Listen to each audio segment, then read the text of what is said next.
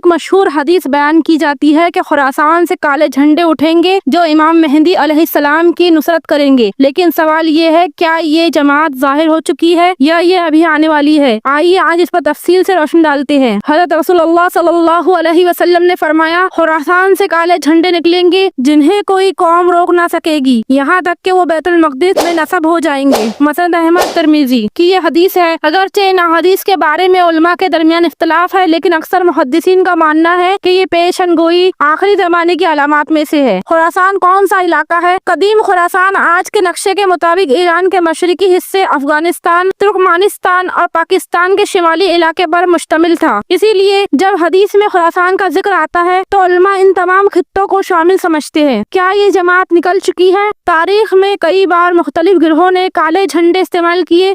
عباسی خلافت نے بھی کالے پرچم کو اپنی علامت بنایا۔ جدید دور میں بھی کچھ گروہ کالے جھنڈے کے ساتھ ظاہر ہوئے، لیکن یاد رہے محض کالے جھنڈے اٹھانے سے حدیث پوری نہیں ہوتی۔ اصل نشانی یہ ہے کہ یہ جماعت آخرکار امام مہدی علیہ السلام کی بیعت کرے گی۔ چونکہ امام مہدی علیہ السلام ابھی ظاہر نہیں ہوئے، اسی لیے اس جماعت کا یقینی تعین ممکن نہیں۔ علماء کی رائے اور نصیحت۔ بڑے علماء کی رائے ہے کہ یہ علامات مستقبل میں امام مہدی علیہ السلام کے زمانے کے قریب ظاہر ہوگی۔ مسلمانوں کو چاہیے کہ ان نشانیوں میں الجھنے کے بجائے قرآن و سنت پر مضبوطی سے قائم رہے اور فتنے والے گروہوں کا حصہ نہ بنے۔ لہٰذا ابھی تک کوئی ایسی جماعت ظاہر نہیں ہوئی جسے یقینی طور پر خراسان سے کالے جھنڈے والی جماعت کہا جا سکے۔ یہ پیشن گوئی مستقبل میں پوری ہوگی جب امام مہدی علیہ السلام ظاہر ہوں گے۔ اللہ تعالی ہمیں فتنوں سے محفوظ رکھے اور حق پر ثابت قدمی عطا فرمائے۔ آمین۔